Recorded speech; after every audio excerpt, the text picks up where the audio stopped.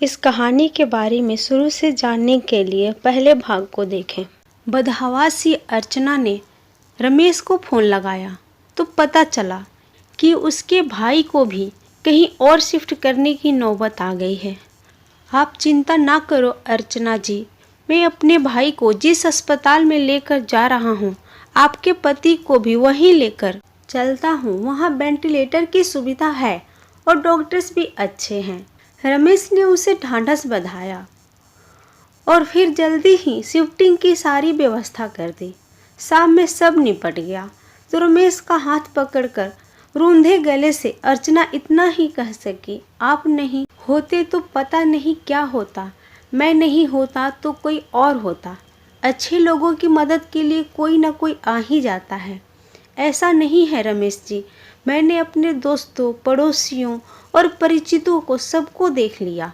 इस कठिन समय में कोई भी मेरे साथ खड़ा नहीं है, केवल आप हैं, जिसे 4-6 दिन पहले तक मैं जानती भी नहीं थी।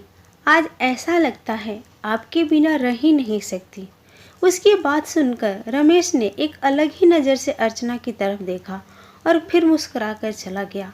अर्चना के दिल में एक अजीब सी बेचैनी होने लगी। वो सोचने लगी कि रमेश का साथ इस परेशानी के समय में भी कितना सुकून दे जाता है। अस्पताल में मरीजों के रिश्तेदारों के भागदौड़ और परेशानियों के बीच भी कुछ पल तक वह केवल रमेश के बारे में सोचती रह गई। इस तरह 2-3 दिन और गुजर गए। अशोक की हालत काफ़ी गंभीर थी। फिर एक दिन सुबह सुबह अर्चना को सूचना मिली कि उसके पति की मृत्यु हो गई है। एक पल में अर्चना को लगा जैसे वो अधूरी रह गई, उसका सब कुछ छिन गया है। वहाँ रमेश ने जितना हो सका उसे धैर्य बंधाया। कोरोना की वजह से वो पति के शव को घर भी नहीं ले जा सकती थी। लॉकडाउन लगा हुआ था, घर वालों का आना भी कठिन था। ऐसे में उसे समझ नहीं आ रहा था कि पति का अंतिम विदाई कैसे दे। इस वक्त भी रमेश ही उसके काम आया। मुश्किल की इस घड़ी में सबसे पहले उसने अर्चना को शांत कराया, फिर उसके पति को शमशान तक ले जाने का सही से इंतजाम कराया। अर्चना के साथ वह शमशान तक गया, फिर अर्चना को उसके घर छोड़ने आया। अर्चना लगातार रो रही थी, उसके हाथ पैर कांप रहे थे। रमेश समझ रहा था कि उसकी तबीयत खराब है, वह अकेली है, सो अपने खाने पीने को लेकर लापरवाह रहेगी तो और तबीयत खराब होगी। तब रमेश ने हाथ पैर धोकर और कपड़े बदलकर उसकी रसोई में प्रवेश किया और सबसे पहले चाय बनाई। अर्चना के साथ खुद भी बैठकर उसने चाय पी। फिर अर्चना को नहाने भेजकर खुद दाल चावल बनाने लगा। अर्चना को खाना खिलाकर उसके लिए सब्जी, फल, दूध आदि का इंतजाम कर और सांत्वना देकर वह वापस लौट गया। 2-3 दिन बाद जब अर्चना थोड़ी सामान्य हुई और पति की मौत के सदमे से उबरी तो उसे रमेश की याद आई।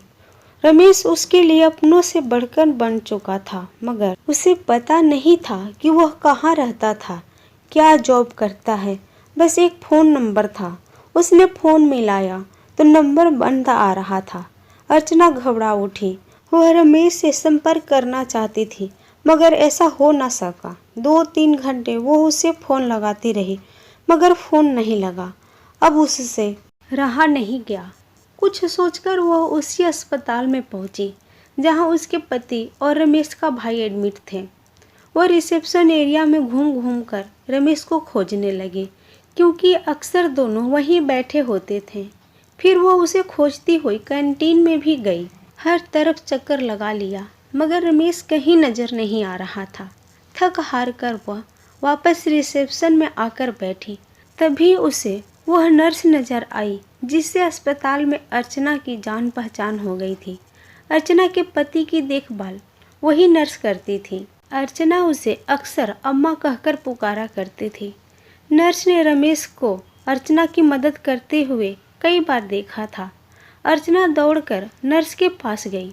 अर्चना को देखकर दुखी स्वर में नर्स ने कहा, सॉरी बेबी, तुम्हारे पति को हम बचा नहीं पाए। अर्चना ने अपने आंसू पोंछते हुए कहा, जो लिखा था वो हो गया, अब क्या कर सकते हैं। पर यह बताओ अम्मा, आपको रमेश याद है जो अक्सर मेरे साथ होता था? उसके भाई का इलाज भी चल रहा था। हाँ बेबी, उसके भाई की भी मृत्यु हो गई। वो खुद भी एडमिट है, उसे भी कोरोना है। और जानती हो बेबी, वह तेरे पति वाले बेड पर ही है, बेड नंबर 125। सच अम्मा, आप उसे पहचानती हो ना? हाँ बेबी, पहचानती हूँ। तेरी बहुत हेल्प करता था, पर अब उसकी हेल्प करने वाला कोई नहीं, अकेला है वो। मैं हूं ना अम्मा, अब उसके लिए किसी भी चीज की जरूरत पड़े तो मुझे बताना, मैं उसके अटेंडेंट के रूप में अपना नाम लिखवा देती हूँ। ठीक है बेबी, मैं बताती हूँ तुझे। इसके बाद अर्चना पूरे मन से रमेश की सेवा में लग गई। उसके लिए घर का खाना, फल, दवाएं वगैरह लेकर आना, उसकी हर जिम्मेदारी अपने ऊपर ले ली। डॉक्टर से उसकी तबीयत की हर वक्त जानकारी लेती रहती, हर काम पूरे उत्साह से करती थी। एक दिन अस्पताल के क्लर्क ने उसके आगे एक फॉर्म बढ़ाया। उसमें मरीज के साथ क्या संबंध है यह लिखकर साइन करना था। इस बीच रमेश की हालत बिगड़ी और उसे आईसीयू में ले जाने की जरूरत पड़ गई।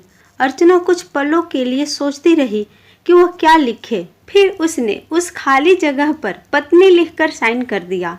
क्लर्क को कागज थमाकर खुद में ही मुस्कुरा उठी। 2-3 दिन आईसीयू में रहकर रमेश की हालत में सुधार शुरू हुआ और उसे कोविड वार्ड में वापस शिफ्ट कर दिया गया। 7-8 दिनों तक लगातार सुधार होने और रिपोर्ट नेगेटिव आने के बाद उसे डिस्चार्ज भी कर दिया गया। इतने दिनों तक अर्चना ने भी अपना खाना पीना और नींद भूलकर दिन रात रमेश की सेवा की थी। डिस्चार्ज वाले दिन वो बहुत खुश थी। उसने सीधा अपने घर के लिए कैब बुक किया और रमेश को अपने घर ले आई। रमेश ने टोका तो अर्चना ने थोड़े शरारती अंदाज में जवाब दिया, मैंने फॉर्म में एक जगह यह लिखकर साइन किया है कि मैं तुम्हारी पत्नी हूँ और इसलिए अब मेरा और तुम्हारा घर अलग अलग नहीं बल्कि एक ही होगा। मगर अर्चना, लोग क्या कहेंगे? लोगों का क्या है रमेश, जब मुझे जरूरत थी तो क्या लोग मेरी मदद के लिए आगे आए थे? नहीं ना, उस वक्त तुमने मेरा साथ दिया, अब मेरी बारी है, इसमें गलत क्या है? तुम थोड़े ठीक हो जाओ, फिर सोचेंगे कि क्या करना है। अर्चना ने अपना फैसला सुना दिया। करीब 10 दिन अर्चना ने जी भरकर रमेश का ख्याल रखा। हर तरह से उसकी सेहत पहले की तरह बनाने और खुश रखने की प्रयास करती रही। अर्चना एक संयुक्त परिवार से संबंध रखती थी। ससुराल में धन संपत्ति की कोई कमी नहीं थी। यह घर भी पति के बाद उसके नाम हो चुका था। पति ने उसके लिए काफी संपत्ति और गहने भी छोड़े थे। बस एक हमसफर की कमी थी जिसे रमेश पूरा कर सकता था।